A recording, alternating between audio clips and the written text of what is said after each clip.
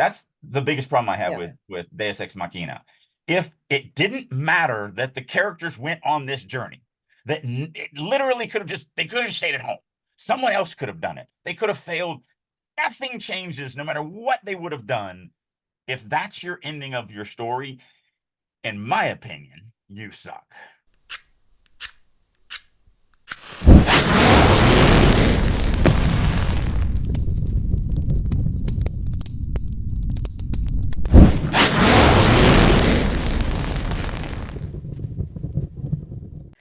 Welcome to Releasing Your Inner Dragon, the podcast that intersects imagination and narrative.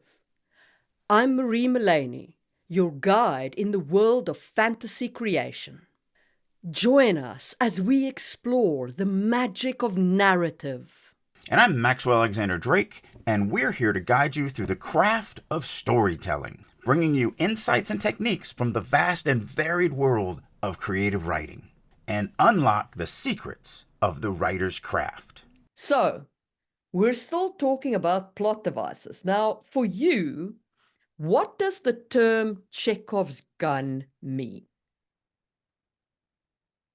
It's a warning. Like, that's really what it is to me.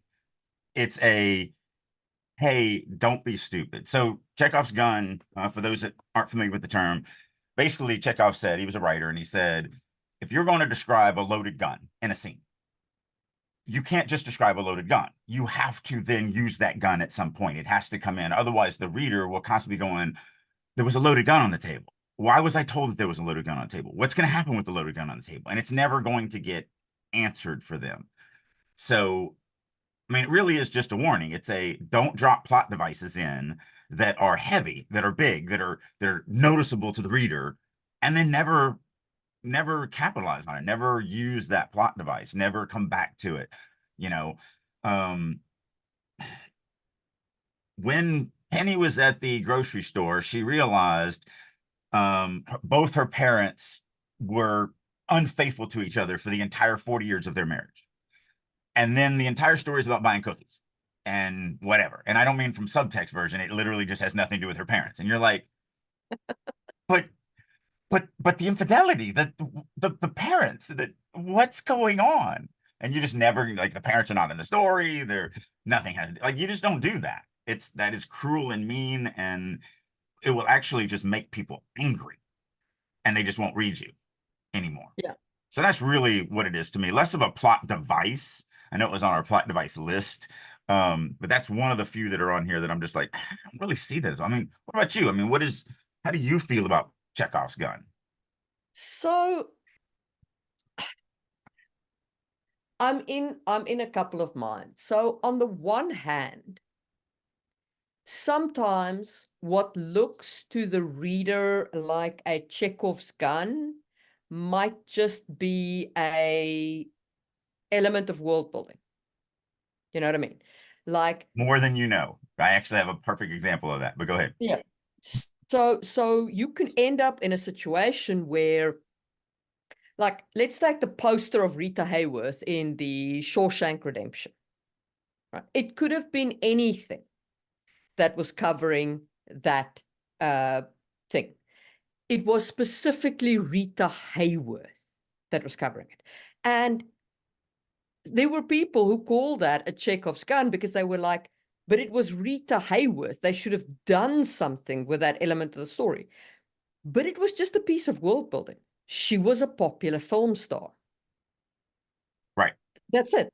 Like, it's nothing more than that. Right. You know, and the People thing would have is, liked to have seen some type of symbolism, some type of yeah, something that means, subtext, freedom yeah. or escape or, whatever. And it And was just that's because we humans, we love patterns. You know, mm, we've fully evolved to see patterns everywhere, because those people who didn't see patterns died the one time there was a bear hiding in the bushes and they were like, nah, it's nothing, it's just the rustle of the wind. right. You know, so those of us who are still here are like, no, that rustle's a bear. Yeah, exactly. Yeah. Well, we aren't anymore, but our ancestors at least were. Um, so for me, the perfect example is so when Farmers dropped, I got so many emails about the boy's father. Now, the boy's father is a farmer. He is honorable and wise and kind and a good father and a good base and all of that. And I do describe him like there is some things in there that I can see why they go down this path because it says like there's a line that says he didn't even have the gut that most farmers his age developed.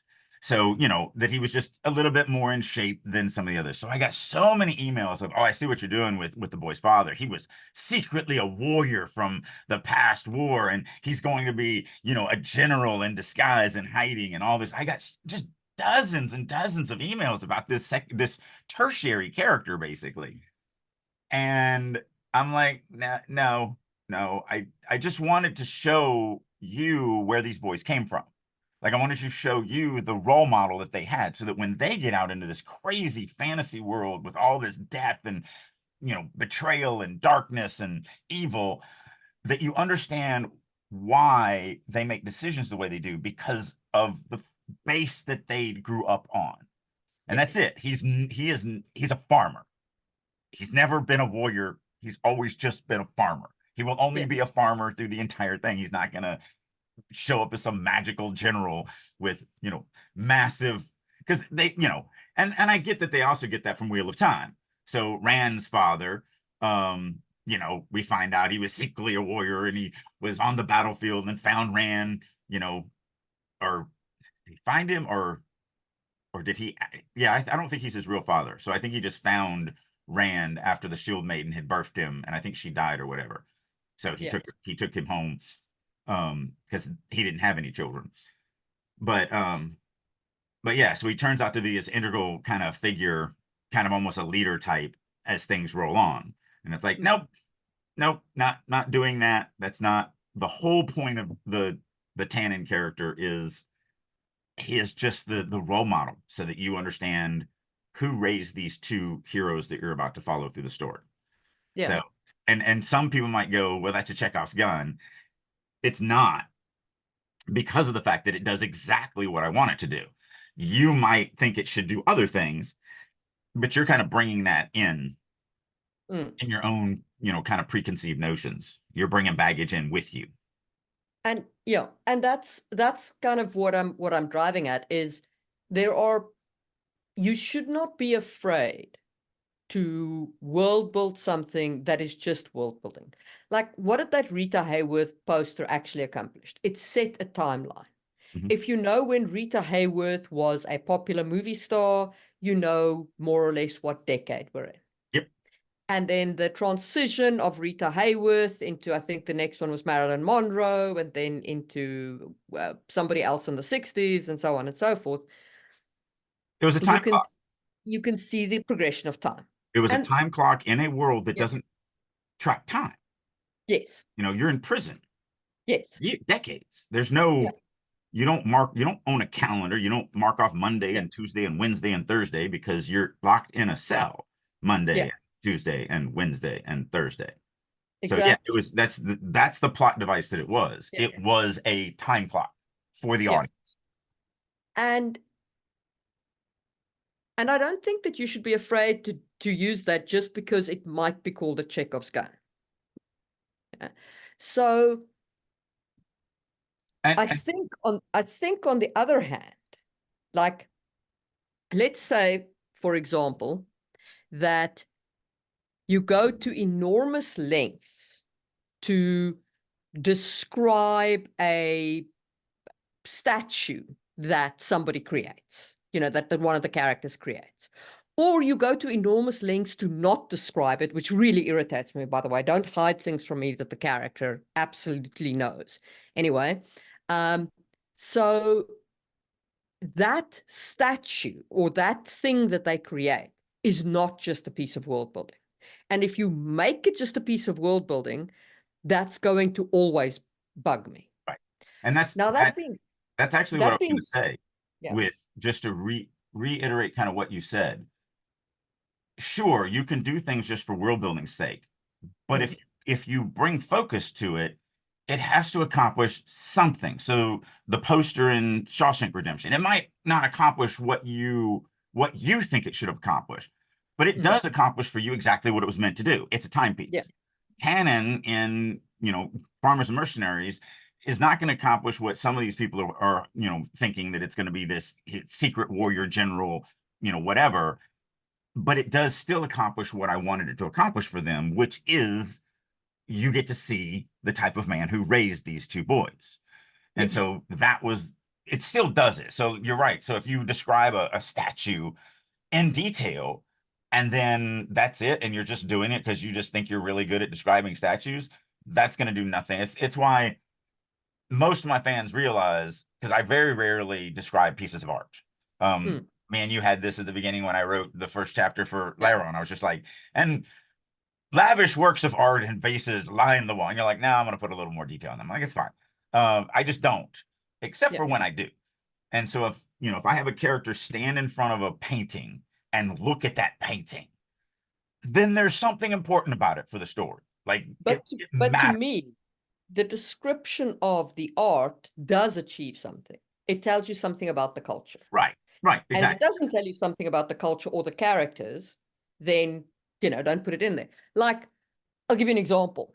I have been describing the decor of Rokai Castle for 3.5 books before I revealed why it was like that. But for 3.5 books, every scene in Rokai Castle tapestries is a winter scene. Everything is blue and white. Everything. And then in the middle of the lion vessel, you find out why it's like that, why everything is in winter colors. And so some people could call that a Chekhov's gun because it took 3.5 books to get 2.5 books to get to the resolution of that particular plot point. But I also don't think that per se is a problem. Like, if your payoff is big enough, then this is a signpost, not a Chekhov's gun. Right. And the beautiful thing is both of these things, which we differ on. And I said this last night when I was talking about different subject, but still the same thing. Almost everything in creative writing is subjective. Yeah. And especially things like this, where we come down to the author's style. So me and you have Yeah. talked about this before on the show, where you're way more stingy with Mm. information than I am. I'm a little bit more, and we've even talked that maybe I give a little bit too much, maybe you give a little less, and somewhere it'd be better if we were both kind of in the middle somewhere. But the reality is that's still our style. Same thing with the, like you just made the comment of either describe it or just don't even bring it in because it doesn't do anything. I'm like, but it does. So by just saying, like in the Laron chapter, let's just say I was writing and it was just me. What it does for me is it showed a contrast between Burry's broken tiled, missing cabinet, you know, pieces and broken plastic furniture, and just saying opulent, rich, like just those words, even though I don't describe anything, it still did what I wanted to do. Now you are correct. We can definitely push it up without it being a Chekhov's gun and all that, and actually do a little, and you did, and it's fine, it's great. But again, it's not that you're right and I'm wrong, or I'm right and you're wrong. They're just different styles and looking at it, and there's no right or wrong way to answer that. And so, and Yes. it's the same thing with this other thing. This is still where you get your style. Like your style is still, you're going to be stingy with your readers, and they're going to have to either be a little bit smarter or be a little bit more patient or whatever. And that's great. And your fan base loves that. And I'm a little bit more babying of my readers. Not really, because I don't feel like I baby my readers at all, but still I am I would definitely not wait 3.5 books to give them why a castle was colored the way it is. Well, it's very central to one of the characters, to one of the secondary characters. Yeah. So Um, yeah, so like I said, I just want to make sure that we were talking about the fact that yeah. there is no right, there's no wrong. There's just you and what you decide to do. And then where the right and wrong comes in, which neither one of us have, is if you get nothing but 1-star reviews and everybody saying I hate this person because of this thing. Then it's wrong, because again, you only write for the reader, you don't write for yourself. But neither one of us have that. So, you know, I had somebody comment the other day on one of my world building videos that they're busy reading The Hidden Blade, and they're like, I love it, but it's so dense. And I was like, oh, yeah, I know. Yeah, I mean, when I say we don't have that, I don't mean we don't have the individual Yeah, comments. I've definitely had people hit yeah, me up for being too descriptive or too emotional or too whatever, yeah, but those are you yeah, can't those are statistical anomalies when you look at the yeah, whole. And you can't if you try as a writer, if you try to please your statistical anomalies, you'll end up pissing off everybody. yeah. You have to Uh, let those go. I'm okay with being known as a dense world builder. Right. It is okay. Like, Because there's an audience for it. there's an audience who love the dense world building and who love reading every word and going like, okay, so what does this tell me about the world? And Right. so, yeah. And for me, instead of focusing so much on the world, Mm, mine is always about emotion and mm, relationships and interactions from an emotional standpoint. yeah. So, like that's why I'm like, I don't care. I'll just say rich tapestries and or lush tapestries and rich or ornate tapestries and intricate vases or whatever words I choose to use is fine for me because all it does is this character is rich and lives a plush life, and that character is poor and basically has to scramble for every bean she eats. I And I'm done. watched I watched a video the other day on YouTube that was 30 minutes long and discussed the way that the hinges worked on the gate of the city of Ur.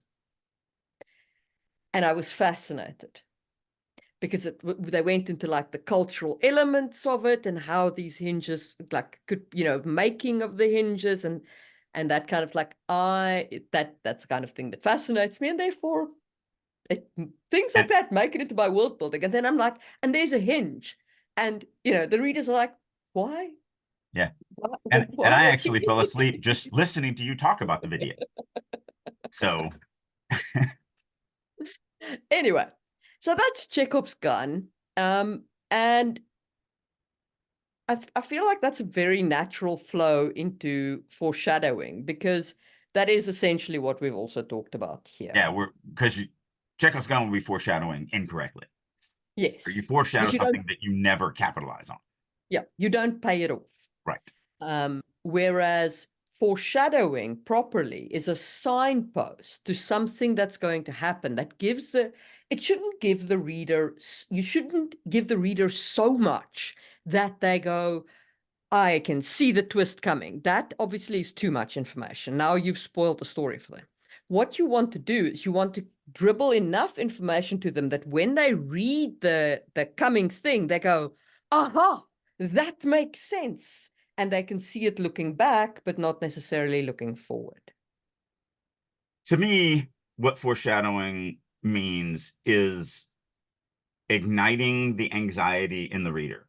So you're right. If the foreshadowing tells you what it's going to be, oh, obviously the mother is going to die. Yeah, There's no anxiety there. Foreshadowing would yeah, be something bad is going to happen to someone this character loves. Now you've met five people that the character loves. You love all five of those people, and you're like, oh crap, I don't want anything to happen. But if it happens to this one, then oh my goodness, and then this one, oh, that would be, and then there's this other, oh, that would be. And so for me, what good foreshadowing does is start the anxiety train. mm, And that's really, people might say, well, why do you want to make your readers anxious? Because that's what pulls them through the story. We're going to hopefully talk about that at some point today, and maybe that'll be next, because it kind of leads into that. But it's my philosophy of there's a difference between the reader having to work their way forward through a story versus the reader being pulled through the story. yeah, And that anxiety is going to pull them along. They're going to need to keep going. They're not going to have an option to keep going because they need to sate their anxiety. They need to yeah, figure it out, be done with it, and move on. yeah, And so that's that uncontrollable need to keep reading that they no longer have control over. And that's what they want. Now, readers want to be pulled through the story. They don't want to have to go, okay, well, let me read this next chapter and figure out what happened. And you know, maybe I'll be excited about something in the future. They want to be like, oh crap, and like I want my readers to want to skip chapters. Like that's really what I want. Which is why I'm so stringent on every chapter being a chapter you want to skip to, because you'll get to the end of this chapter on character A and you'll be like, all right, I got to just skip a couple chapters and get back to A because I got to find out about this. But then you look at the title of the next chapter and you're like, but that's character B, and I really wanted to know what happened to the character B. So no, I'm just going to keep reading. And then, so every chapter ends in a hook.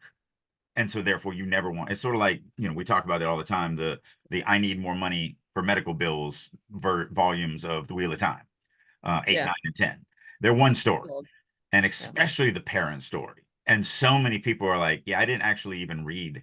I read the first couple of chapters in the parent story in book 8, and I read the last couple of chapters in the parent story in book 10, and I knew everything I needed to know.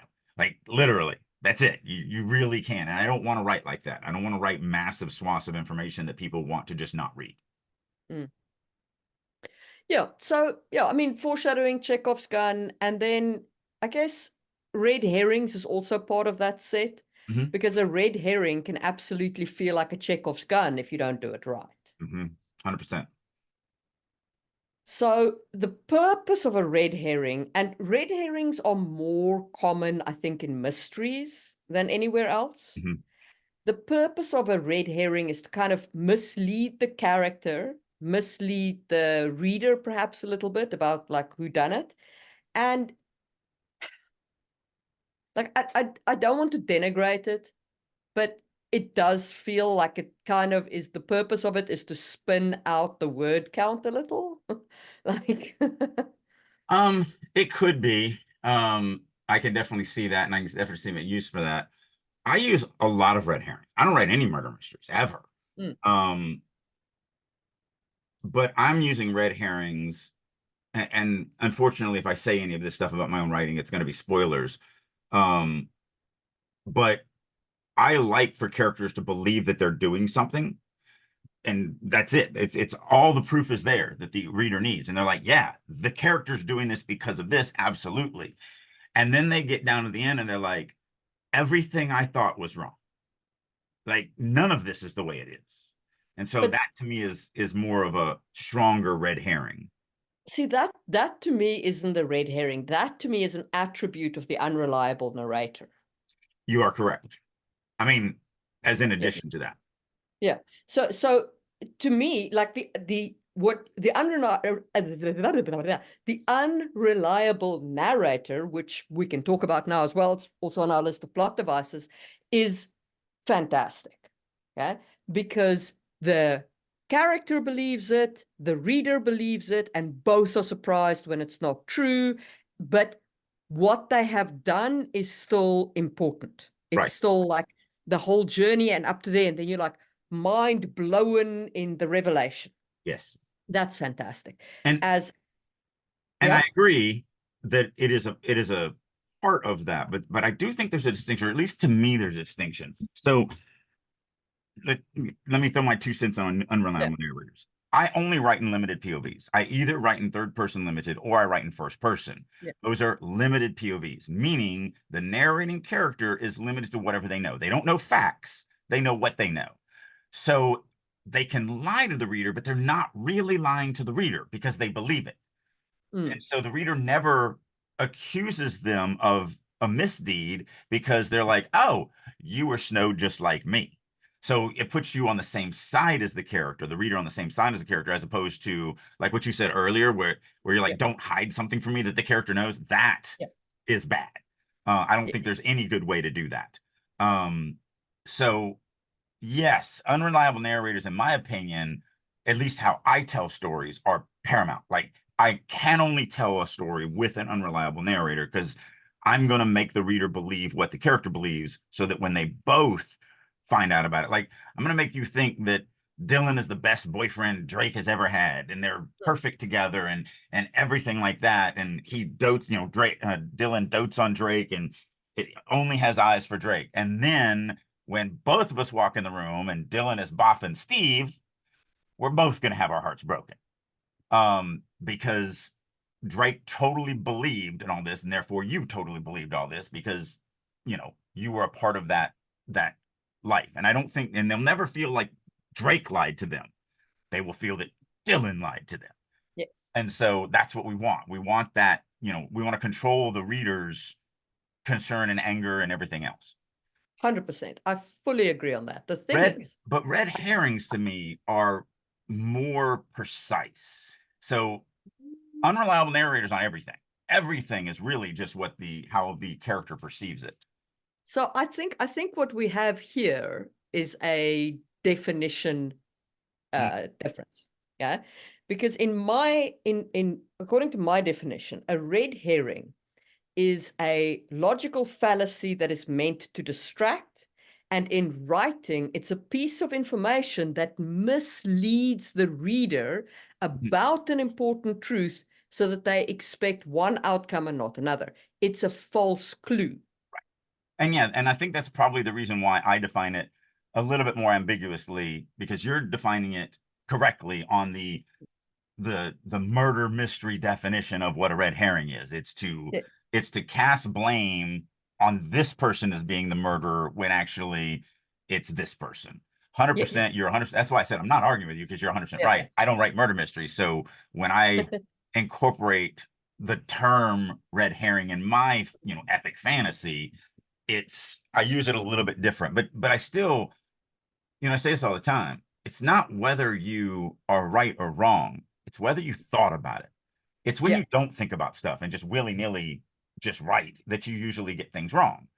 And Yeah. so that's why I see red herrings the way I do. It's not because I feel like, oh, this is definitely the literary definition of a red herring. It's when I learned about red herrings and when I learned about how good they are in murder mysteries, I went, okay, but I don't write murder mysteries. So how do I relate that to what I actually do? And so, yes, you're 100% right. It is an aspect of the unreliable narrator. It's just me focusing a little bit more on a very specific thing. So, case in point, the Dylan Drake thing that I just kind of went through, that is, I would consider more of a red herring for on what I see it as, because I'm focusing on this lie. See, to me, like, because that's not a part of the red herring part for me, because that is the narrator is unreliable because the Right. narrator, okay. Yeah. A red herring for me is at the character is on a quest to find the mighty kazoo of the misty mountains in the dragon's lair before it gets blown and the kazoo god comes down and smites the world. Okay. And they hear a rumor that the kazoo can be found in the treasure hoard of the hermit of the Pink Forest. And off they head to the Pink Forest to go find it there. And then it turns out not only is the thing not there, but the hermit's never heard of it. And this is completely a wasted trip. That to me is a red herring. It's a plot Yeah. red herring, Yeah. right? Like, this is something that the author inserted to waste time. And that's where I can see you saying that it's just Yes. for pad the film, pad the film.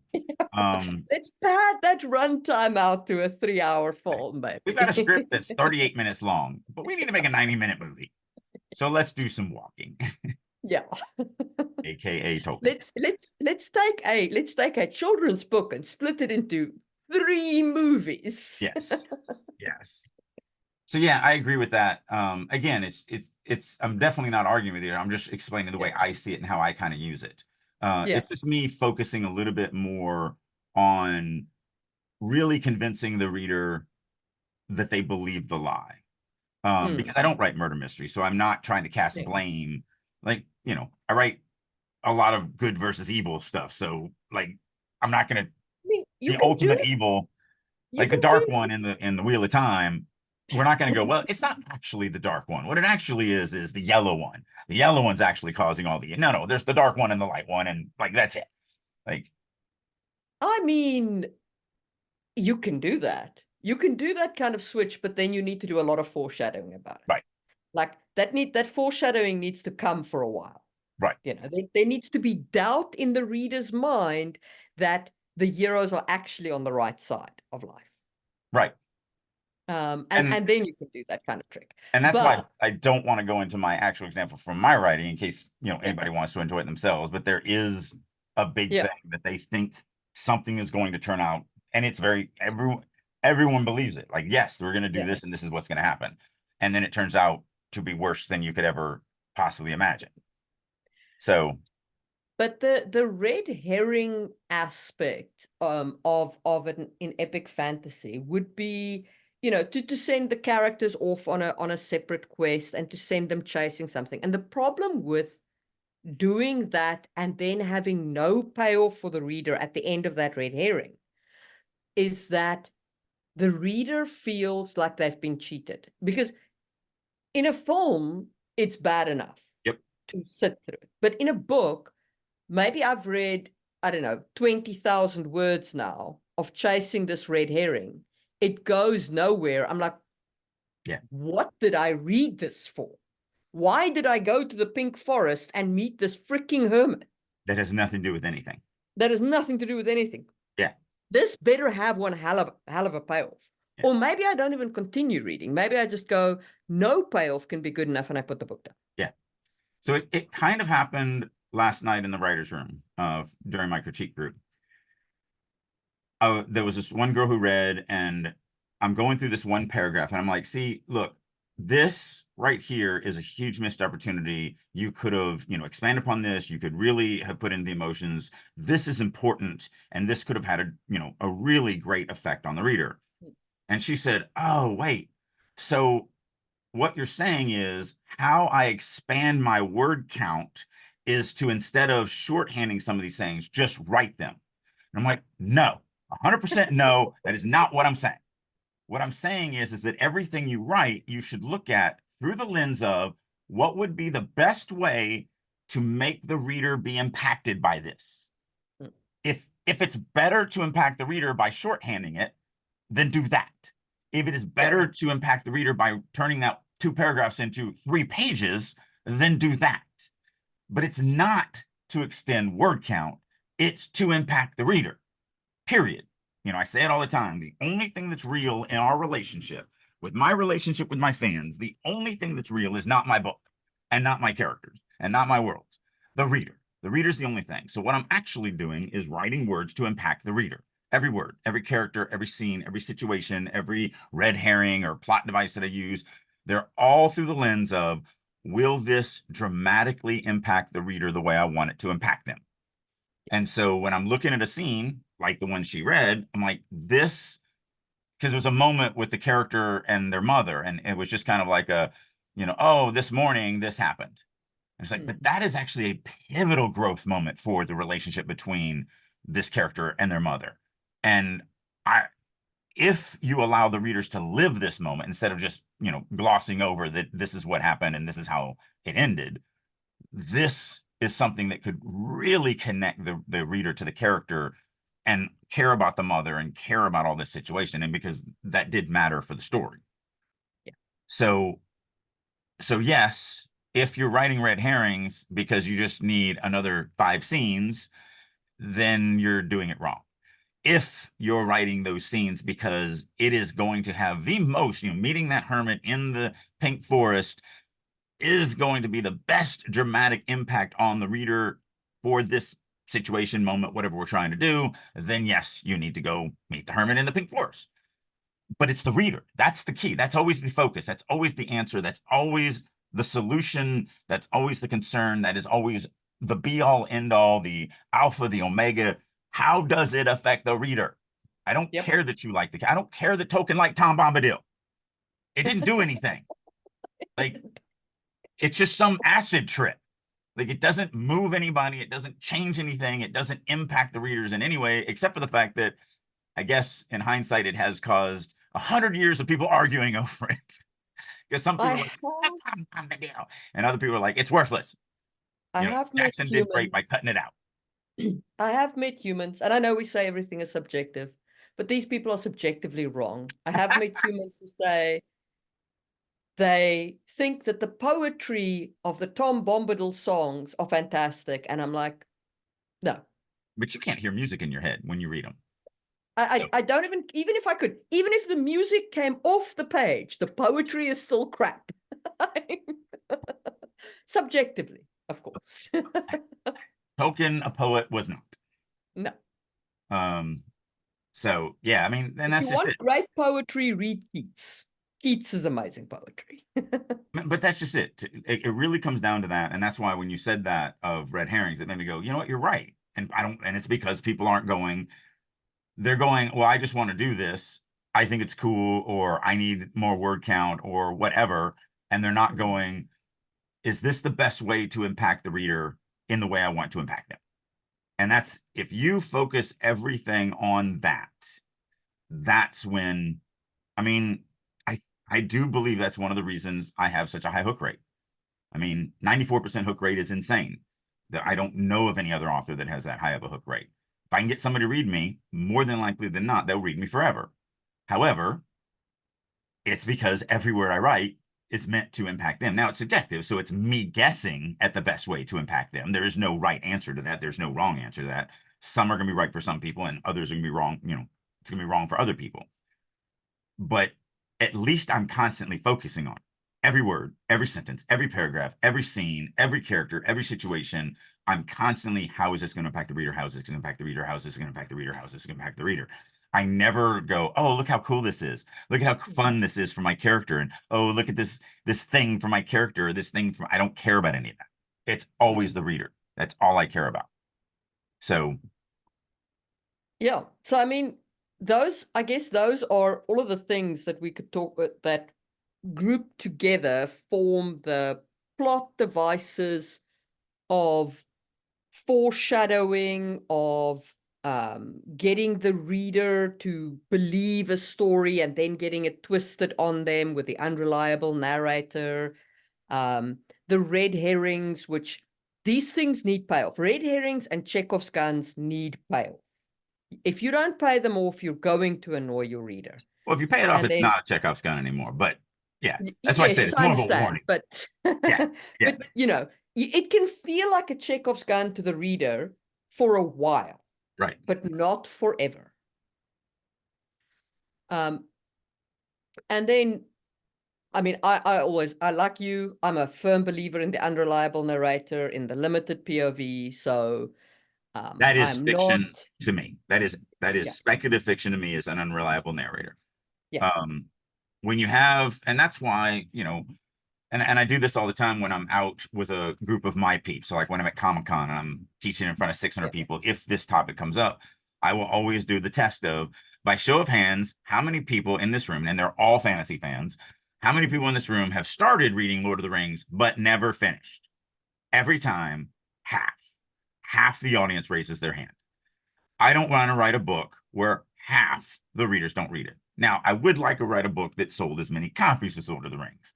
And maybe I'd be like, well, I don't care if half of them don't read it, but I don't want to do To that. be fair to Tolkien, to be fair to Tolkien, it was written in an English that is not that accessible Yeah. anymore, Yeah. because it No. was written, a Yep.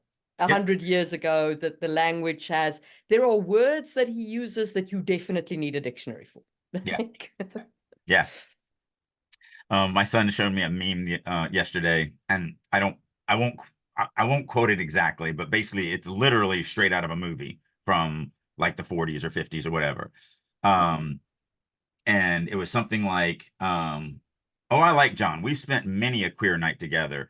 We've even shared several fags over the years. And I promise you, if there's anything queer about him, I would know it.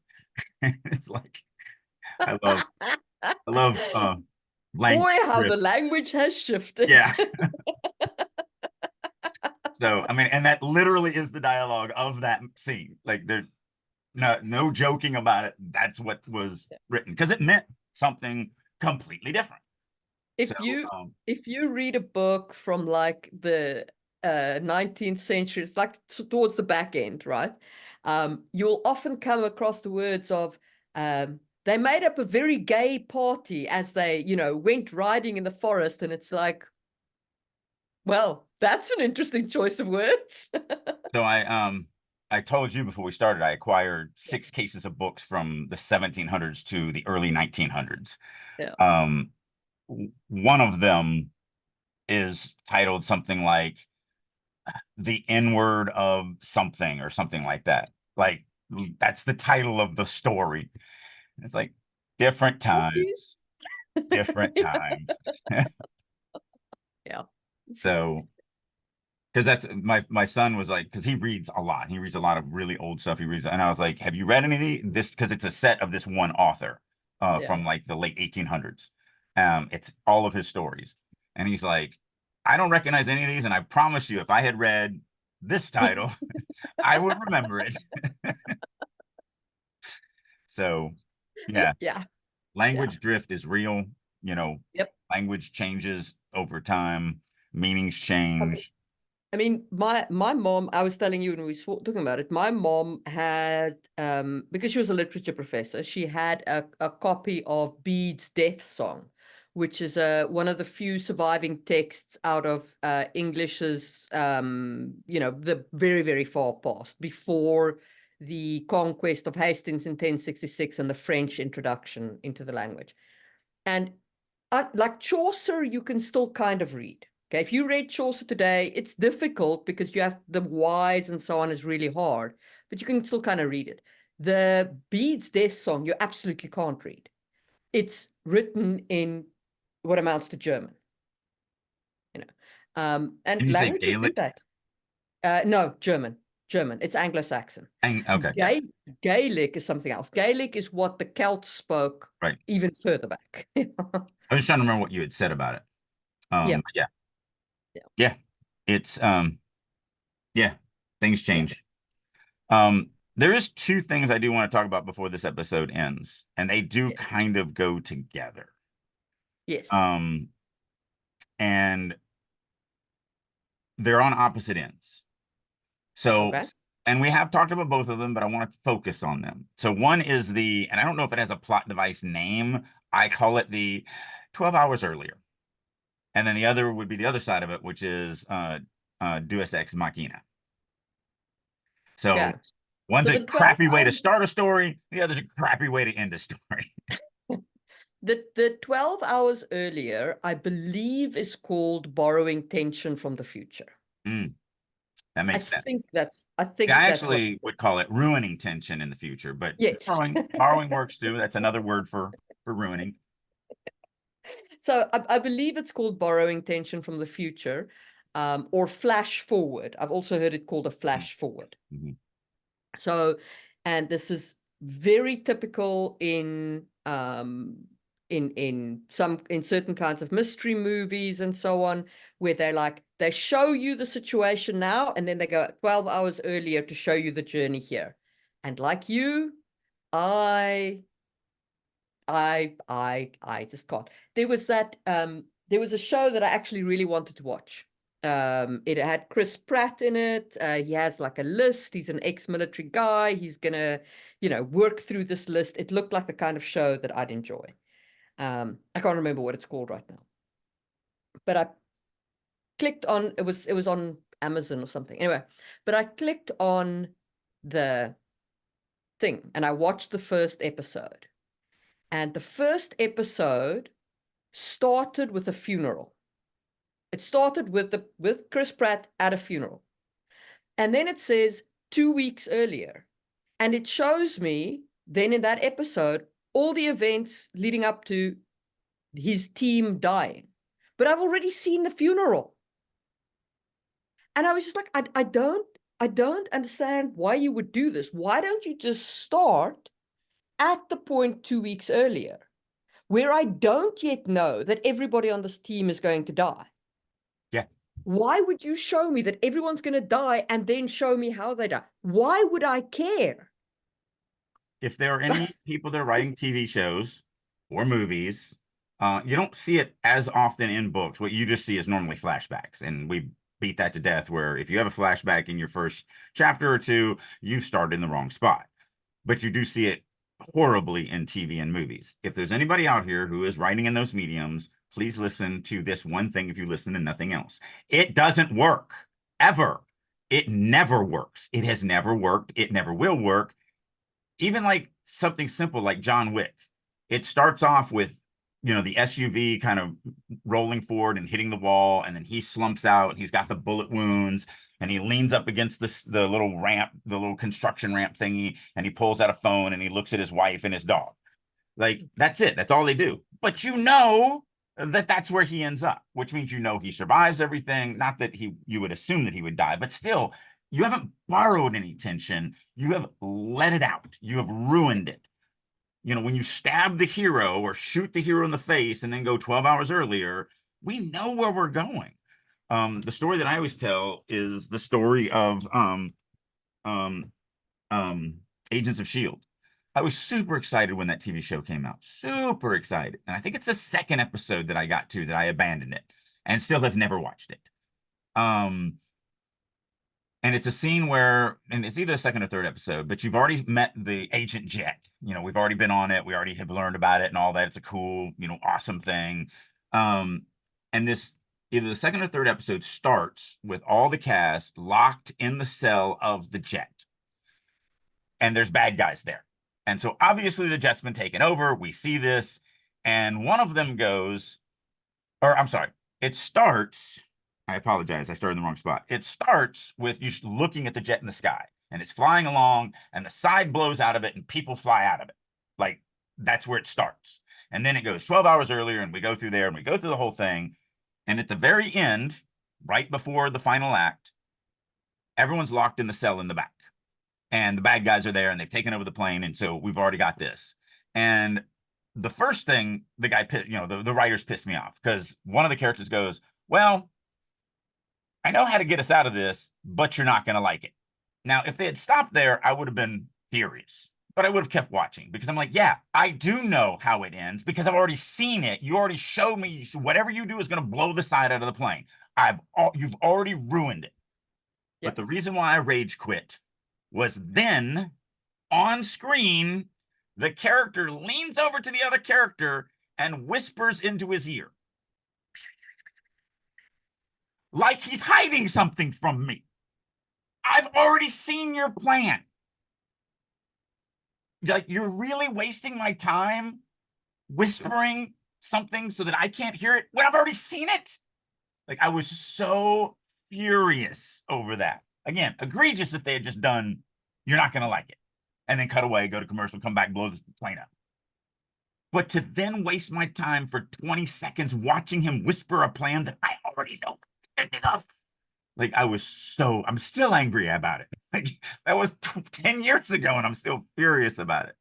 So like, I will tell you. It doesn't work. I will tell you where I've seen it in writing. And I put the book down. So sometimes I like reading spy stories. Sometimes I even like reading military stories. There was a point in time where I tore through all of the Tom Clancy's. Me too. Yeah. So like I do I had like a John that Grisham phase. Absolutely. Man, I read John Grisham, like I read them all. Yep. I love them. Dick Francis as well. I read all of those. Like I've got a love for that kind of book.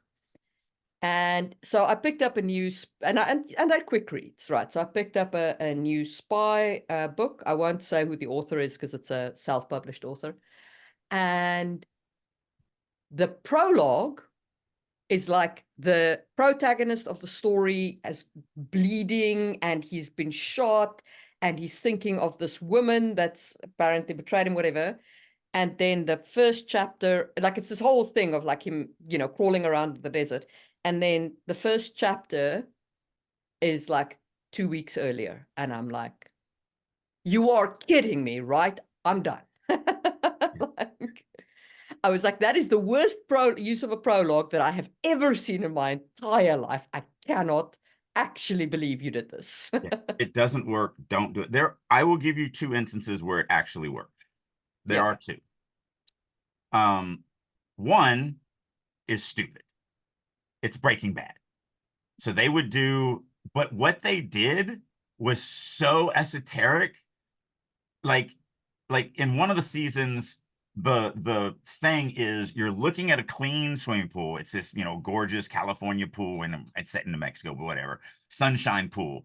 And then all of a sudden a teddy bear comes floating by, but it is charred and singed and still smoking. Mm. And then it goes 2 weeks earlier. Like, what? Like, the very first episode starts the same way. There's an RV racing through the desert. The door kind of pops open. A hazmat suit flies out, twitters, and lands on the ground. And the camera pans in on that as the RV races by. Mm. And then it goes 12 hours early or a week early or whatever. They are so just means nothing. There's nothing to grasp from that. The reason it the works. reason why they work is because at no point does it tell you what the fate of the characters is going to be. It's just all open-ended question. It's all WTF? Yes. Like, how did this bear get here? Like, and so but they're dumb. They're literally insane things. They work. There's a second one that I will give you that works. And this works because, and I say this all the time, the reason why you don't have world building and backstory and all this stuff in the opening page of your book, even though you think, well, if they don't know the history of this character, how will they know what's because they don't need it. They need what's happening now and fall in love with the character now. And then you've earned their loyalty to learn the past. So James Bond movies work because by the time they started doing the end of a mission that just ended that we're never going to see, we care about James Bond. They've already earned our loyalty. So by opening a movie in the final flight of a mission that happened before that we're never going to see, it's a made-up mission. We're just going to see him racing down a hill on skis, being shot at, and jump off a cliff and parachute and all this crazy stuff. Because we know who James Bond is. We care about James Bond. We love James Bond. So we're fine just watching the escape. We don't need to know what he did, what his mission was. We don't need to know anything. You have already earned our loyalty. So you start off with this crazy stunt, and we're right there. We're good. And then we get into it. I would argue that is not borrowing tension from the future. I would No, argue it really that isn't. is borrowing tension from the past. You're right. I was thinking about that when I was saying that, because I was like, because it doesn't have a 12 hours earlier. No, it doesn't. It is not the mission of, so you are 100% right. I literally, when I was going through it, I was sitting there going, Drake, that's not the same thing. No. You're actually starting at the high point of a build-up the reader's never going to see. Right. Yeah. And that works. But again, it only works because they've earned the loyalty of the fans. So I will push back a little bit on that, because I do that with Louis. In the very first chapter where you meet him, he is executing the last step of his mission by shadow jumping into a locked room and leaving a pair of eyeballs on the table. And you never see the build up to that. You never see him investigating any of that, because it's not important, right? The purpose is to introduce you to Louis' abilities up front, so you don't think he's a farm boy. Right. Yeah, no. That's why I said halfway through that, I realized that I was actually comparing apples to Superjet airplanes. Because you're right. But what do you avoid, making the mistake of in that chapter? You don't give me the history of what Ilima is. You don't give me the history of what magic is. You don't give me the history of what an assassin is. You don't give me a history of why he's here. Like he even buys a gift for his daughter, and you don't give me the history of his daughter or the history of it. You just you put me in the moment. You make me care about the moment. And then you give me that, like we talked about earlier, the unanswered question. Yeah. Okay, wait. What's going on here? Like, and you do that so well in the dichotomy. I'm a businessman on a business trip, and I promised my daughter I was going to buy her something. So I go buy her this cute little toy. And then I drop 2 severed eyeballs on somebody's desk as a warning and go home. Because so you started with this, oh, this is just a businessman and he loves his daughter, and it's so cool. And it's like, wait, what's his job? What is he doing? like that's why you get pulled through that story. And that's what I said. It's not about the reader doesn't want to work through the story. They want the story to pull them through it. And so yeah, I did, like I said, I realized halfway through that I wasn't actually talking about the plot device that we're talking about here. But it is an important plot device, it and is. it is one that can work if you have a character that is not a farm boy. They're at the height of their power. Right. Starting the story at the end of a mission that's not important to the actual plot of the story you're telling is a good way to show the reader that character in a climactic situation. It's competent. But there is one thing you have to avoid there if you're going to use that plot device. And let's call that plot device borrowing tension from the past. So in order to, the big thing you have to avoid if you're doing that is that climax can't build too high. Because then you're going to build your story's climax too high. And then you're going to, when you start the story proper in chapter 2, your drop's going to be too steep. From the high of the climax to the, so it's got to be a casual kind of completion of his mission. Which is why yours works really well at the beginning of a brand new fantasy story, and James Bond works well at the beginning of a movie. First of all, it's visual. Second of all, we're well into the franchise. You could do that in book 3 or book 4 or whatever, and not it wouldn't hurt because they've already had this ride. You've already earned their loyalty. And so you can give them really high and then a really deep drop to Mundaneville, as we're going to start down here, and they'll go with it. But not at the beginning. You haven't earned enough loyalty from your readers yet. Yeah, exactly. So that is a thing to be careful of there. So I think that is all of the forwards and backwards and foreshadowings and so on that except for I do want to talk about Deus Ex Machina, which is the other end. No. We're getting. Okay. So Deus Ex Machina. And grouped with that, I want to talk about Love at First Sight, because to me, those two things are very much the same problem. Yeah, you're doing it for the story. It's because it's convenient. It's just convenient for the story. It means you have to work less as a storyteller. Yeah. Now, so Deus Ex Machina, for those of you who don't know, is when it is God in the machine. Literally, you are saving the character without them having earned it. The plot or the world is saving the character. You can do this. It can work, but it has to be a very, very specific story device. And do you have examples where it works?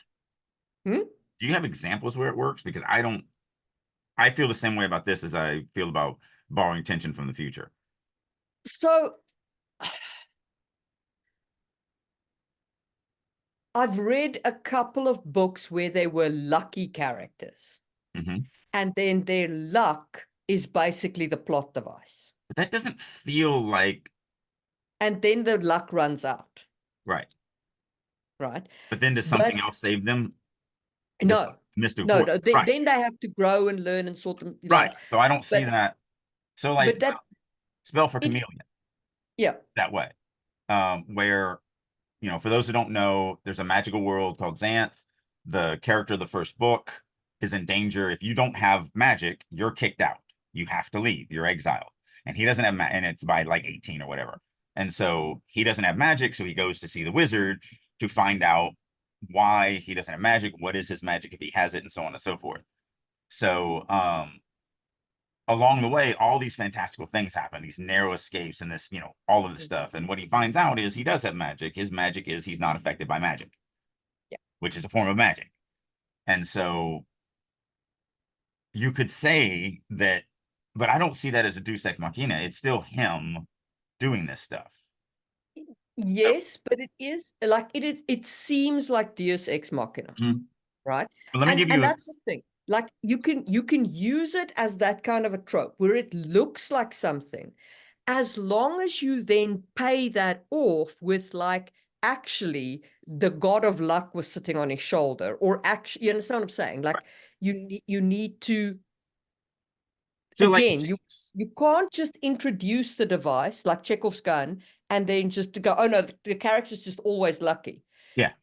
Well, it's like Jinx from like the second Deadpool movie. Yeah. Um, she's like, what's your special power? I'm lucky. Is that really a special power? It is when, the way it works around me. And then you see her in combat and like she's in a truck that's flipping end over end and she just steps out of it Yeah. because she's so lucky that it's going to land perfectly to have her land, be able to just take a step forward and the truck's going to keep flipping into being destroyed and everything like that. Like you don't feel that God saved her. You feel that that is just her power and she just, all of like I can let go of the steering wheel and turn around and pay attention to firing a gun at you because my luck is going to make sure that this truck doesn't crash into something and we all die. It's just not going to happen. So I'm just going to do it because I know I have this power. Here's 100%, but it can be, it can still, like, it doesn't have to be a literal god. Like, if you think about Terry Goodkind, one of my biggest complaints with Terry Goodkind is his entire magic system, or all the books as well, go like this: builds up to a tense climax. Richard magically and without any foreshadowing whatsoever unlocks a new ability that nobody's ever heard of in the magic system and solves the yeah. quest. I don't I don't see that as just I mean that's bad writing, but It is Deus Ex. It is Deus Ex, though. It is summon Deus Ex. How does Terry Goodkind's magic system work? Summon Deus Ex. right. Yeah, but here's like the ultimate example. I mean it was poorly done in the book. It was a little less poorly done in the first adaptation. It was incredibly horribly done in the newest adaptation. And I'm talking about Stephen King's The Stand. So in the book, it was not great. It was okay. It wasn't like in your face or whatever. And in the first movie, back in the late 90s or whatever it was, they did a pretty good job of trying to hide it. In this latest version, God literally comes down and like so for those who don't know, Satan, the world is destroyed. God and Satan are having their final battle. Satan becomes mortal, an actual entity, and he is in Las Vegas, my hometown. And all evil people that are alive are attracted to Las Vegas, and all good people that are alive are attracted to like I don't know Kansas, wherever it was, some midwestern farming area. And so at the end, there's been this subplot of this crazy guy who is supposed to be working for Satan, but he's kind of off his rocker, and he ends up bringing a nuclear bomb into Vegas. And that has always been the thing that destroyed Satan is the nuclear bomb. Yeah. But in all the others, it was like they did a better job with it. In this new adaptation, God's face literally appears in the sky. Lightning shoots out of his eyes or whatever and hits the nuclear bomb and detonates it. So God literally shows up and literally saves the characters and ends the story and everything like that. And it's like, wow. Like like they tried, and the worst part about it is so Stephen King wrote the book. He didn't write the first adaptation, which I think they did the best at it. He actually wrote the newest adaptation. Like he went worse than what he did in the book. And so yeah, So that to me there, was just breathtakingly horribly done. Because the there are, characters are nothing. The characters do nothing to earn the victory. Satan is defeated, but nobody did anything to do jack. And that's the biggest problem I have yeah. with Deus Ex Machina. If it didn't matter that the characters went on this journey, that it literally they could have stayed at home. Someone else could have done it. They could have failed. Nothing changes no matter what they would have done. If that's your ending of your story, in my opinion, you suck. Like that's just horrible. Because why did I follow these characters? Why do I care about any of them if they literally made zero impact on the entire thing? I think we're in complete agreement on that point. But I just want to point out that there are critics who say that the fact that the Navy officers rescue the stranded children in Lord of the Flies is a Deus Ex Machina. because there are people in this world who have too much time on their hands. Yeah, see, I disagree with that one wholeheartedly. That is So do I, a, because it doesn't matter to the story. Like, that well, is not the point of the right, the story. story's over. Yeah, And so there, that, in my opinion, is we have two ways to end that story. So we've proven that all humans are born evil. They're now going to kill another child. Do yeah. I write a scene where little boys brutally murder another little boy and then say the end? Or do I say, look, I've proven my point and let him escape and do a rescue from without? Because that's really what that is a rescue from without. Um, like that's not a hard decision. I'm not going to end my book by brutally murdering a child and going, yep, that's it, the end. Have a good day. Like that's he proved his point. He hated humanity. Golding hated humanity. He thought Yeah. all of us were pieces of garbage, and he proved it in the story. Um, because they decided to kill Ralph, and then Piggy. They killed Piggy. no, they Ralph is dead. decided to kill like Piggy Yeah, but dies, but it's more yeah, of an accident, and that's when the theme is asked to the world. Okay, you now killed a child. Do you A, say, oh, wait, Ralph was right. We are taking this too far. We need to settle down. Or do you go, screw Ralph, let's kill him too, because it's fun. And that's what they choose. They choose to do that, which proves all humans are born evil. And so now, as the writer, you're in a conundrum. Do you finish the story? Or you could also, I guess the third one would be they just decide to kill him and you end the story there. Like, and then you leave it up to the reader's to the reader. imagination on whether they actually killed. And maybe that might have even been a better answer than having the Navy show up. But you can't do that middle after. You can't just write your final chapter of Royce brutally murdering for no reason another child and then saying the end. No. And then they all lived happily ever after, except for the end. So Um, but I yeah, also I don't feel like that ship rocking up is Deus Ex. no, Really, like Golding called it a gimmick, which I agree with. It is a bit gimmicky, but it's a gimmick I can absolutely accept because it was not part of the resolution of the right. story. Yeah, the story's done. We've proved Yeah, it. yeah, Humans are evil. We're born evil. And again, I don't believe any of this. I mean, that's the yeah. thing. Just because a theme proves something in a story doesn't mean that the audience has to resonate with it for it to still be a successful story. I still love Lord of the Flies. I Mm, disagree wholeheartedly with what it proves thematically. yes. But that's so I said this earlier. I was actually in a discussion with somebody via an email. Um, I should maybe pull it up and read a piece of I didn't read this last time, did I? I don't think so. Yeah, I don't think so either. Um,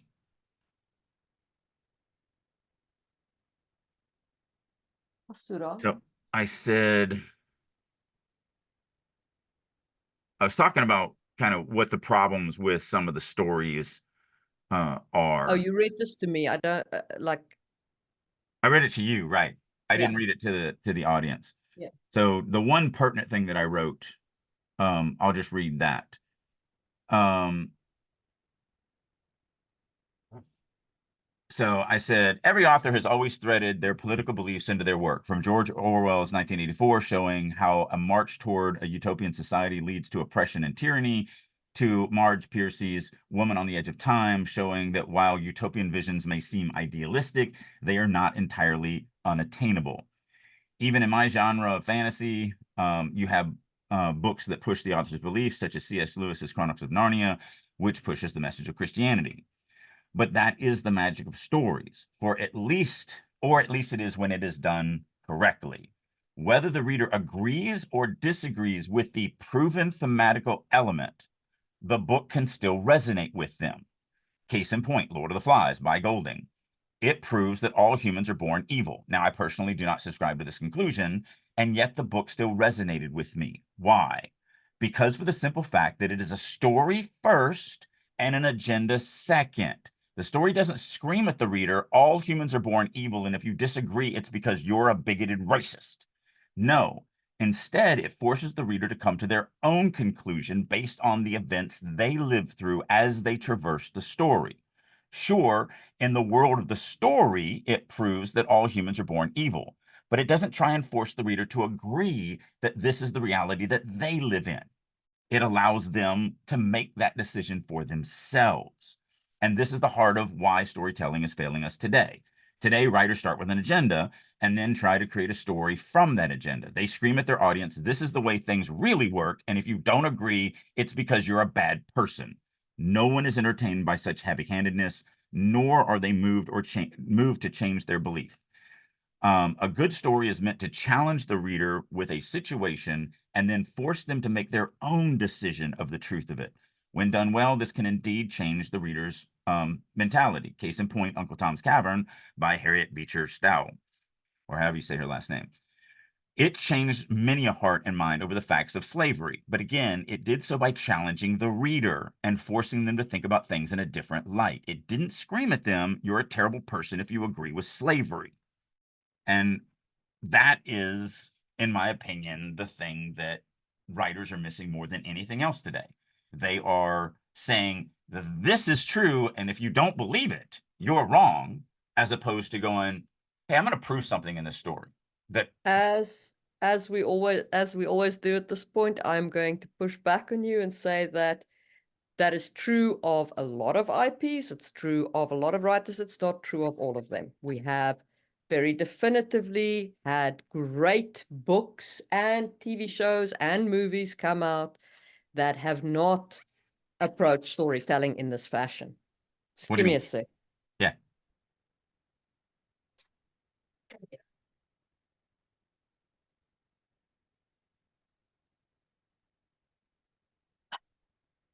Because I'm going to need Yes. receipts on that. Ted Lasso.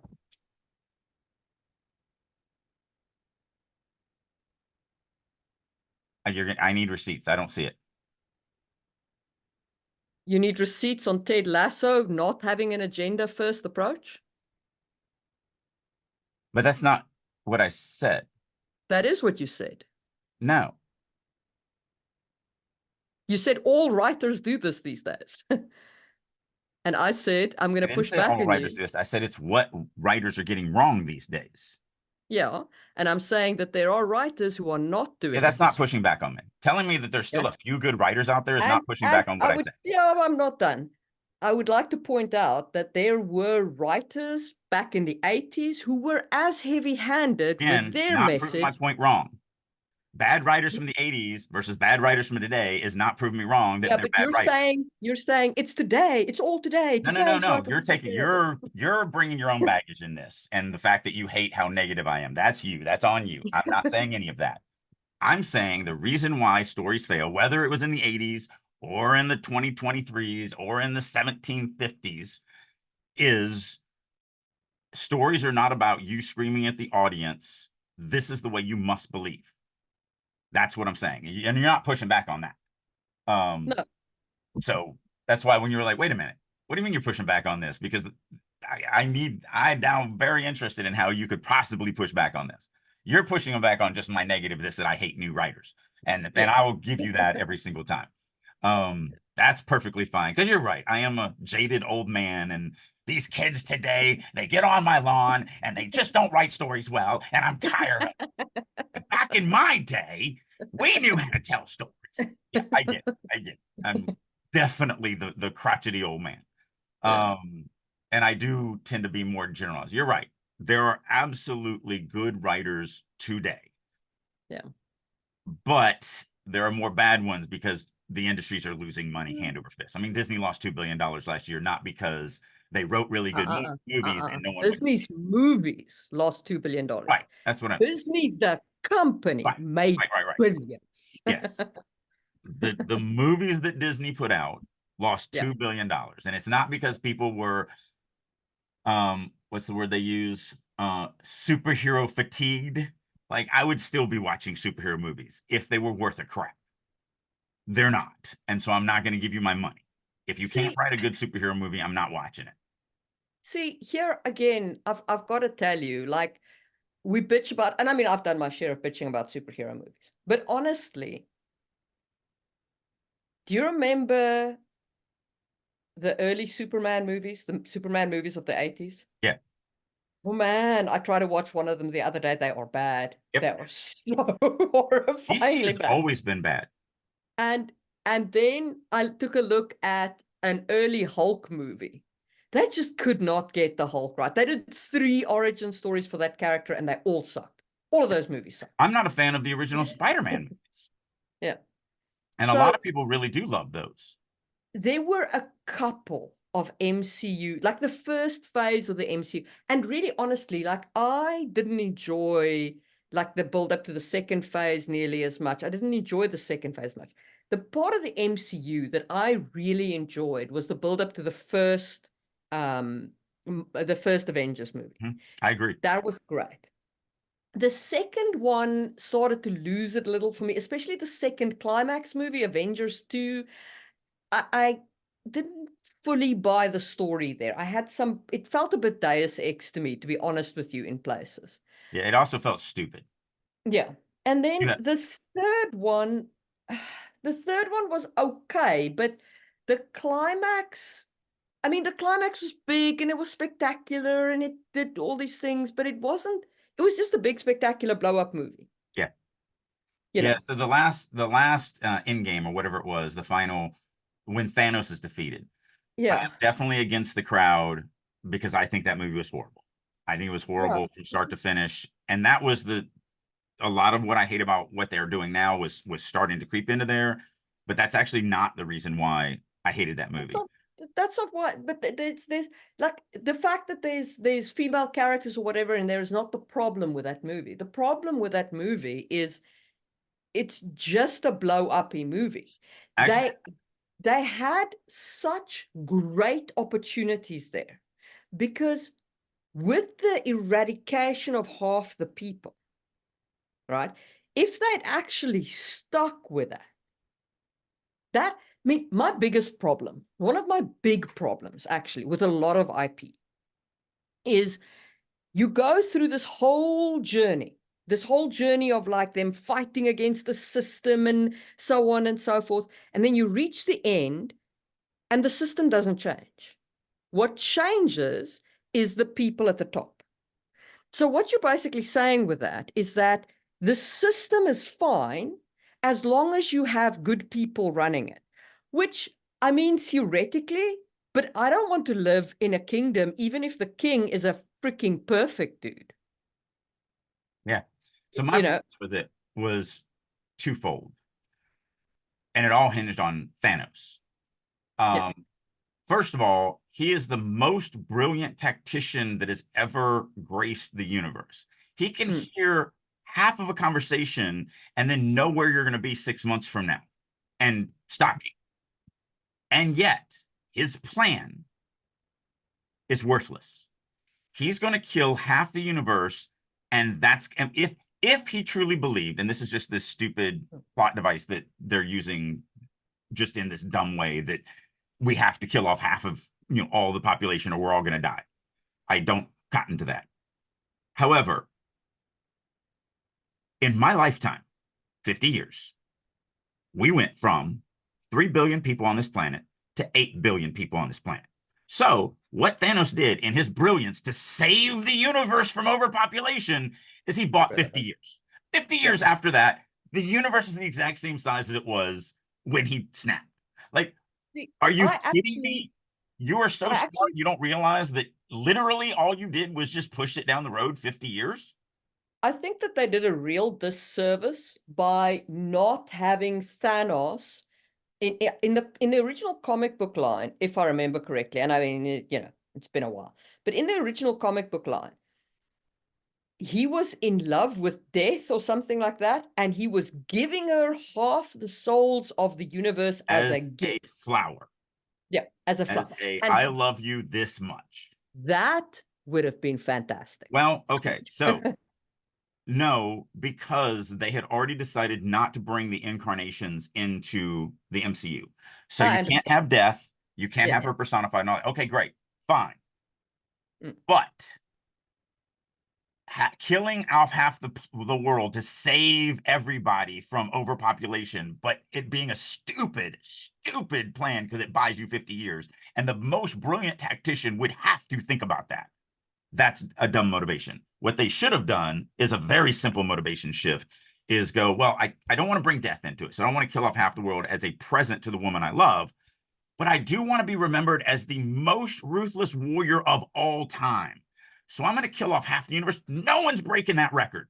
No one will ever break my record. I will live in infamy forever as the man who killed of everybody. That's a great motivation. And that's a Yeah, believable motivation. And then you yeah. don't have this stupidness of, really? That's his motivation? He's trying to save the world, the universe from more population and buy 50 years? That was just such a ridiculous, like, I was But like, that is the there's a most, part two to this for me. There's a part two to this for me. yeah, Because the other thing that pissed me off is the Avengers killed Earth. They destroyed all of humanity. They killed everybody. They killed 100% of this planet. Thanos kills half the planet. We can survive that.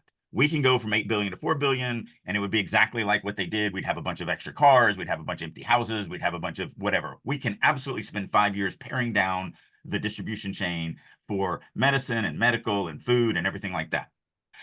You drop 4 billion people on that planet, no one survives. Everyone starves to death. Nobody gets, like, everyone dies.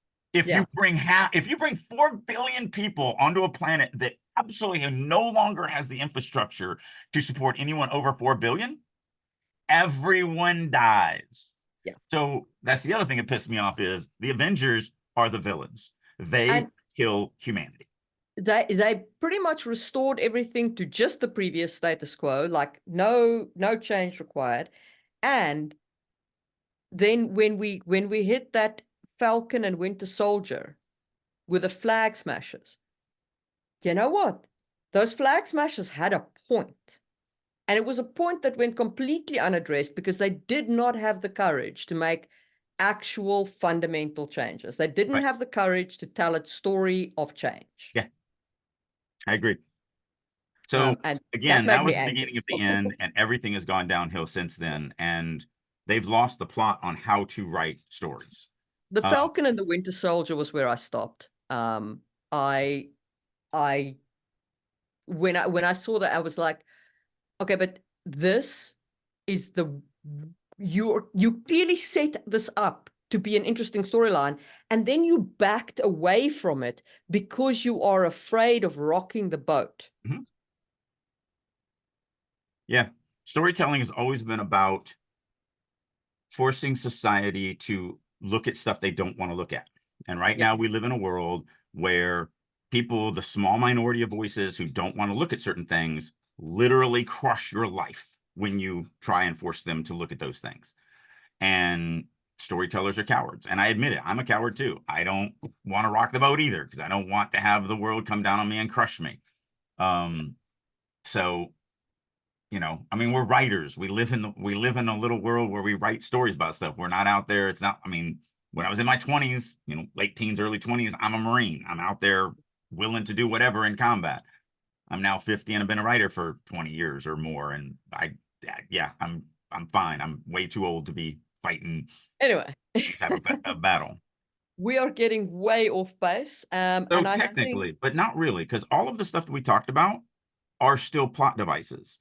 All yeah, of them are decisions that these writers made, for good or mm, for bad, that push um, whether the audience is going to cater to or not. And it is subjective. So some people still loved, I'm definitely in the minority, and you're on the minority on that last Avengers movie of not liking it. Most people love that movie. That's fine. well, I Although, mean, it was full of fan service. Of course, they like. I right. mean, yeah, if you were watching it for the fan service, it's great. It's But basically as we move 3 hours forward in of fan time, service. the fan Yeah. base more shifts toward us, more shifts toward us, more shifts toward us until you get to the point where Disney just lost $2 billion on the most money making IPs. Yeah, Movies and yes, then movies. that's a given. We're talking just the movie division. We're not talking about their child slavery money making and all that stuff that they're doing. We don't talk about any of that. They're Uyghur slave plants that they make so much money on. Of course, they're going to make a lot of money on those. We're talking about strictly the movie industry. And I'm jesting about all of that, sort of. So all of it does matter. It really does go down the path of this. And because we're on this subject, I do, and it's not on our list, but there is another thing to think about that I think goes along the plot device. And we may have talked about this on the plot on the show before, but it's why DC movies have never resonated well with audiences, where Marvel movies until recently have always resonated well with audiences. And I think it's a very simple thing. So it always boggles my mind when people are like, I just don't understand why Marvel movies are good and DC movies are bad. It is such a simple, simple thing. In Marvel movies, it's never about the power. It's about the person. Spider-Man, and that's why the new Spider-Mans were so much better than the originals. Spider-Man is not special because he's super strong and sticks to walls and can sense danger and all of that. He is special and relatable because he is a teenager trying to figure out his place in the world. That's it. Just like me. I don't have his powers, but I absolutely am living his life. DC only focuses on the power. That's it. And that's why Batman is the only DC that ever is really good, because they have no powers. You know, I love the line in that last one where, like, what are your superpowers? And he goes, and Batman says, I'm rich. Like, that's funny.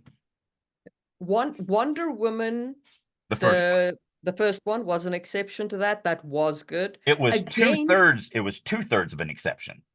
Because it wasn't again, they backed away from what the ending should have been because they were afraid. Yes. And you can actually see them being afraid and backing away and making it about that mid-act 2 climax in that first Wonder Woman is breathtaking, because it's not about Diana's powers. It's not about the fact that she can charge an army of machine gunners and survive.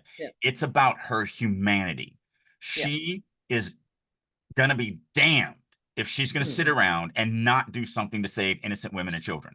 She would rather take the risk. And then that inspires the normal humans to join her. That was breathtaking. It was all that. The entire first two-thirds of the movie were about her humanity. They focused on Diana's humanity, how much she cared about people, how it hurt her, the pain and everyone loved that. And then they made her a god. And for the last third of the movie, they went, hey, audience, look, we made her a god. She's a god. She's fighting another god. Isn't that awesome? That's two gods fighting with all this god power and God. And you're like, no, the worst part was that they'd absolutely foreshadowed that it wasn't Ares. Right. There was no Ares. It was actually just men. Like, right. Just piece of garbage people. Yeah. And they could have made it such a great climax based on that. It could have been spectacular. It would have been a great growth moment for Diana to have left her island because of her idealistic, everyone should just get along, and then realize that some people are just pieces of garbage. Yeah. That would have been a wonderful thing. And it's a great lesson for humans to learn. Yeah. So yeah, when they went, she's a god, she's fighting a god, look at all the god fighting and god powers. Like, no one cares. We're not gods. We're not going to relate to gods. That wasn't great for me. I will say that here again, I swim against the stream. You know, the first Henry Cavill Superman hero, Man of Steel. I freaking loved that movie. But look at what they did. Amazing. That scene where Superman, you can see Superman standing and Zod's gonna kill people, and he's like, I have to choose between killing the last of my species and saving humans, and he chooses to kill. I was like, that's it. I'm blown away. Yeah, that was fantastic. They focused on his humanity as opposed to his power. So that movie is a good DC movie. Everyone uses the Wonder Woman, and I don't think it's a good DC movie. I think they failed. I think it was a good two-thirds of a DC movie, but I think they failed. So I'll tell you something funny. I think that the reason why they backed away from where they were going with the Wonder Woman movie, the reason why we got that last 1/3 of God powers, is because of the enormous online pushback that Man of Steel got. Because the fanboys were like, you can't make Superman kill people. There was enormous pushback against the Man of Steel movie by the Superman fan base, who were very upset that their hero didn't just walk all over the situation and not face any conflict. Yeah. But again, if they're fans of DC, then they've been fans of just looking at the power. And Yeah. there is going to be a fan. I mean, DC still had fans. Yeah. Never Yeah. as big as Marvel. Marvel was always the bigger studio because more people are much more attracted to the humanity of things than the power of Yeah. things. But some people are going to be attracted to the power. I mean, that's the thing. It's subjective. So Yeah. you're always going to have people that like whatever. So I can Yeah. see. But you know what? There is one DC movie that I think they actually nailed from start to finish. And it's never talked about. The first Shazam movie with the guy from Yeah. Chuck. It was Yes. all about Chuck. It was all about his, insecurities as a human being. It was all about the humanity of it. It was Yeah. never about the power. Yeah. Um, that movie rocked, in my opinion. I mean, it's not well written. It's not a great movie, Yeah. but from the aspect of delivering on a thematic element that's going to resonate with the vast majority of humans, Mm. that's the only one that, well, Man of Steel, like I said, they did a really good job with that too. I can see how it pissed off diehard DC fanboys because of the fact that they're attracted to there are people that just like, I just want to see the power because they're fantasy fulfilling. I mean, all Mm. entertainment is fantasy fulfillment. Yeah. Yeah. So their fantasy is I want to be invulnerable and you know never have to actually think about anything and never have to deal with any of the emotional ramifications. I just want to be able to win. And I get that. We all have times where we're vulnerable and we just want to win. Um, but Shazam, they actually did a really good job of making you care about the character, making you care about the world, the situation, the whole nine yards. And it's not a great written movie, so that's why it's never going to rise to the top. Um, it was definitely nowhere near the first two-thirds of the Wonder Woman movie. But when you ruin the Wonder Woman movie with the last third, then Shazam, in my opinion, is a far better movie because at least it has a satisfying everything as opposed to a very, very, very disappointing ending. Yeah. So, yeah. So all of this, and the reason why I feel like all this goes along with plotting is because these are all decisions that writers make. These are Yeah. all decisions that you make.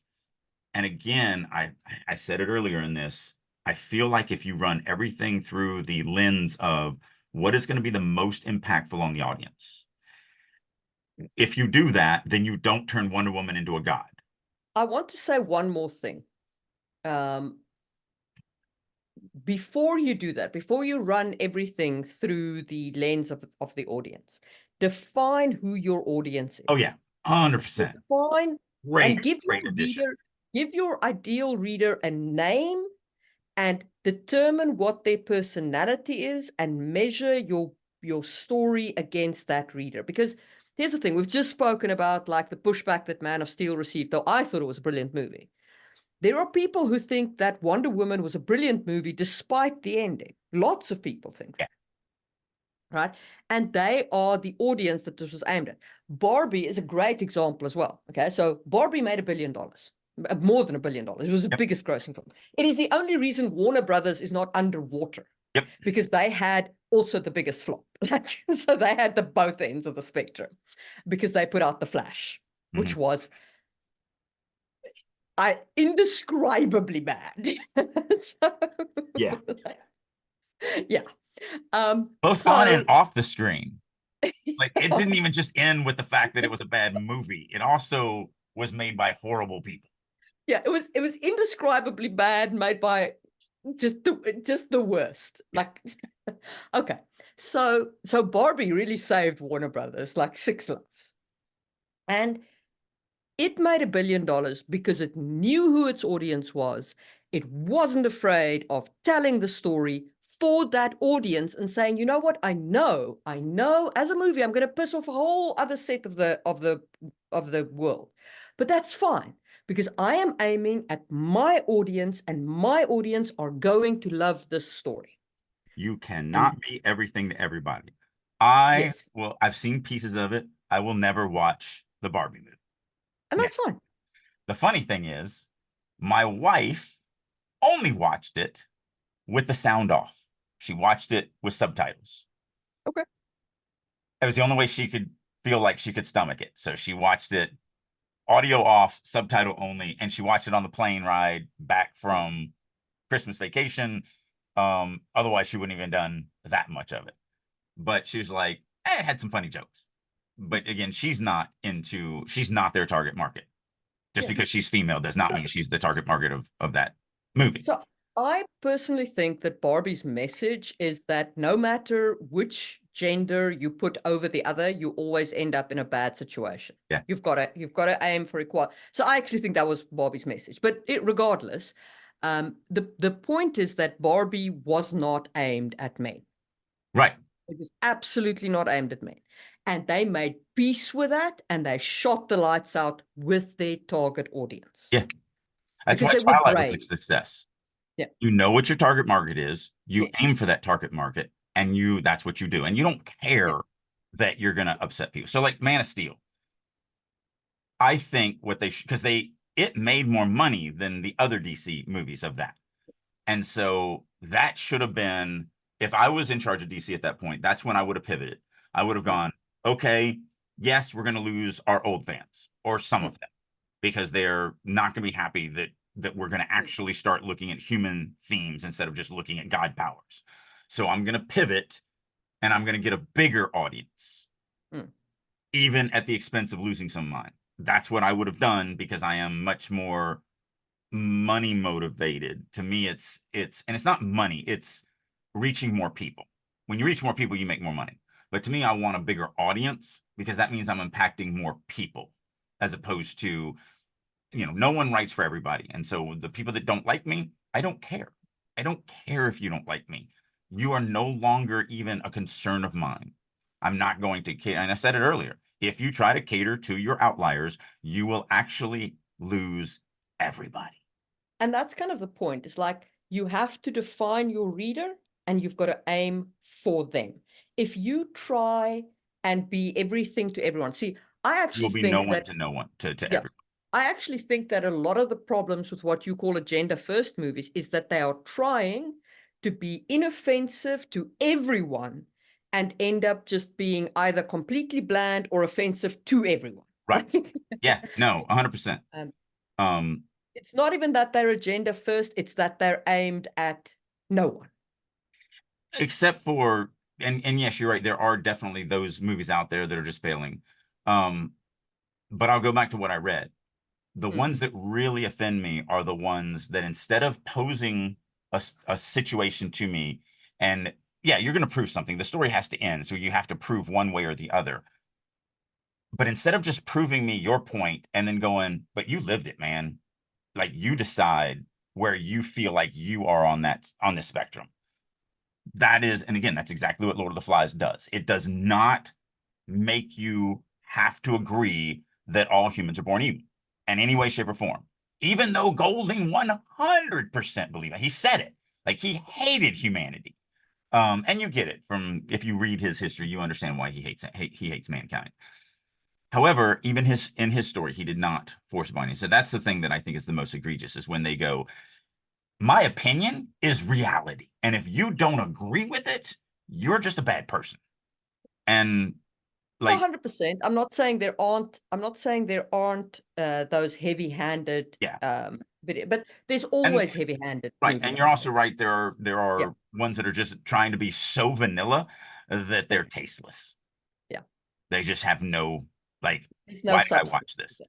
Yeah, Yeah. there's nothing to Why them. did I watch But this? Yeah. again, all of these that we're talking about, the reason why I feel it all relates to plot devices is plot devices are decisions, Yeah.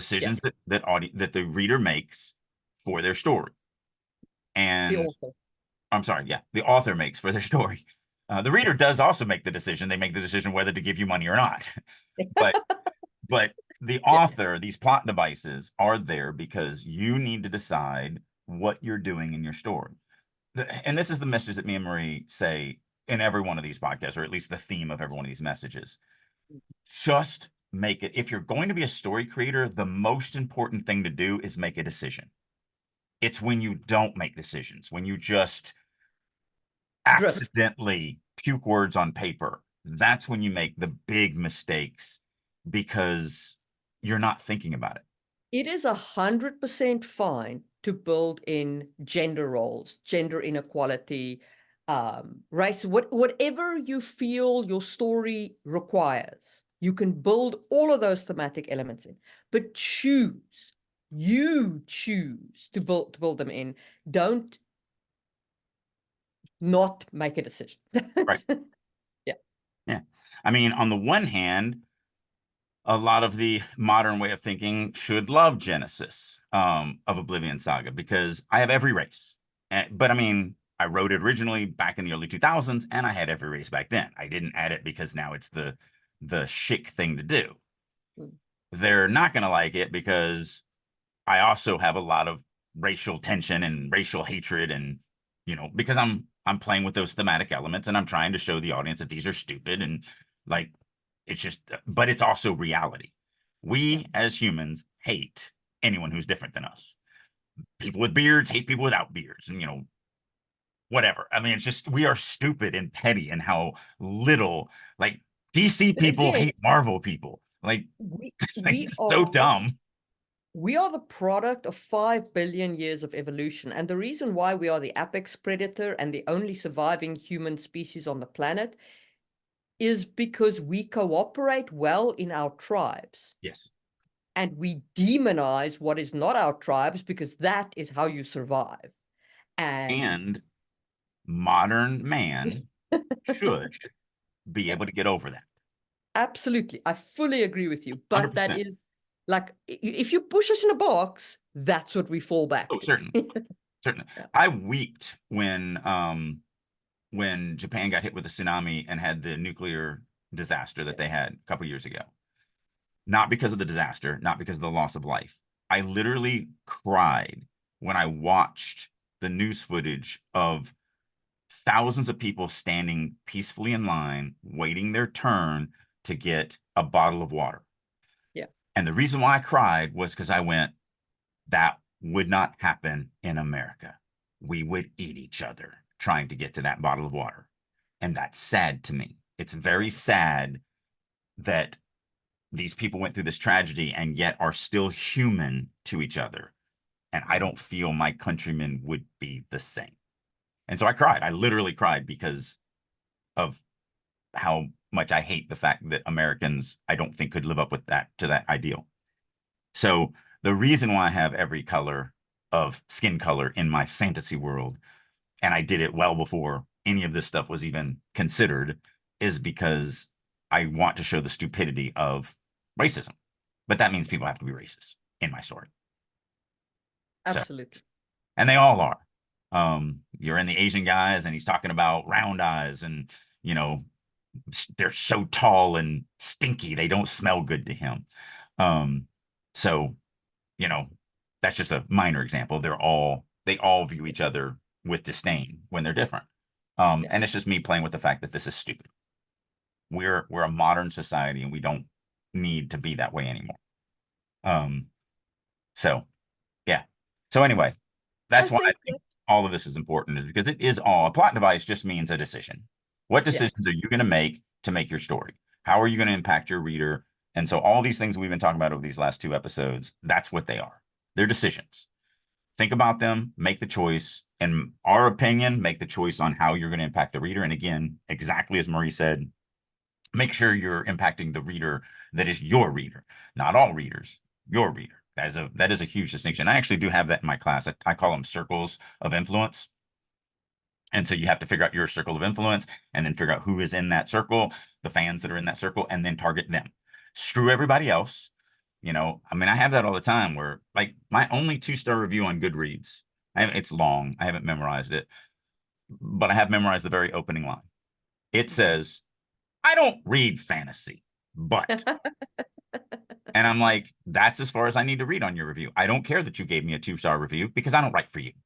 You're Yeah. not my target audience. I mean, you'll never see me critique country music. Country music literally makes my eyes bleed. It's Yeah. horrible. It's disgusting to me. But that doesn't mean other people don't love it. And I'm not going to poo poo on their stuff that they love just because I don't love it. So I'm never going to be like, I can't even think. I was going to say, reviewing the new, and I don't even know a country music singer that's new. I mean, obviously I remember the Conway Twitties and the words that have, the names that have worked into pop culture. But I yeah, know the only country singer I know is Dolly Parton, and the yeah, only reason I know about her is because I know that she is an excellent human being who runs like school and library stuff and gives a lot of money away. Like that is the only thing. yeah. Um, so yeah, so I was going to use some modern, I don't know, but I'll never review a brand new country music album that just dropped because it sucks. Like I already know it. I already hate it, but it's because I don't like the genre, not because. So if you're going to give me a 2-star review and start it with, I don't normally read fantasy or I don't like fantasy or whatever it said. I don't traditionally I like fantasy. I don't read romance. I'm not going to review romance. I'm Right. not going to give somebody a 2-star review because the plot is predictable. Right. Because people read romance for the predictable plot. Yeah. Like, But they read it for the gushy feeling it creates inside of them and nothing exactly. else. It can be bad So, writing. It can be two-dimensional yeah, characters. It can be horrible, predictable plot. Does it give them the gushy feeling? If it does, yeah, you win. If it doesn't, it doesn't matter if it's the best written thing ever. If it doesn't give them the gushy feeling inside, they're going to hate your book because it's exactly. not what they're looking for. So Yeah. I just want to tie it in. Yes, we chased some rabbits at the end of this one, but it really does come down to what a plot device is, in my opinion, is decisions that you need to think about to make to impact your core audience, who you're writing for. Absolutely. And I think that that is a good place to end this episode. We will see you soon for another one. Greetings, enchanting wordsmiths and dreamweavers. It's Marie Mullaney, your companion on this fantastical journey of creation. If our podcast has been a guiding star in your literary sky, please like and subscribe and share our episodes with your fellow creators and help support our endeavor to explore the boundless universe of writing. Your support is the magic that keeps our world turning. If today's topic sparked your interest, then Just in Time Worlds on YouTube is where you should be heading next. It's a channel dedicated to the art of fantasy world building, infused with real world history and science. As an experienced role player and fantasy author, I bring unique insights that will help you craft more immersive and believable fantasy worlds. From historical tidbits to practical writing advice, Just in Time Worlds is a wealth of knowledge for any fantasy creator or enthusiast. Join us every Tuesday for new and exciting content. If you are ready to take your writing to the next level and work with a group of highly motivated, dedicated writers who are all working to not only improve their writing, but improve your writing, plus you get to work with me on a weekly basis, then I'll encourage you to check out writersroom.us. This is a website that I have created that I really wish I had 30 years ago. It's everything a writer needs to become a better writer. Not only do we do weekly critique sessions, both from other members as well as me, we have daily writing sessions. I do monthly classes, Q&As. We have activities. I do all sorts of learning exercises, such as I do a quarterly writing prompt contest and just tons and tons and tons of things. So if you're ready to get serious about your writing and you want to actually finish that novel and have a chance of it being published, then I encourage you to head on over to the Writer's Room and join me there. And as a special promotion for listeners of Releasing Your Inner Dragon, I'll go one step more.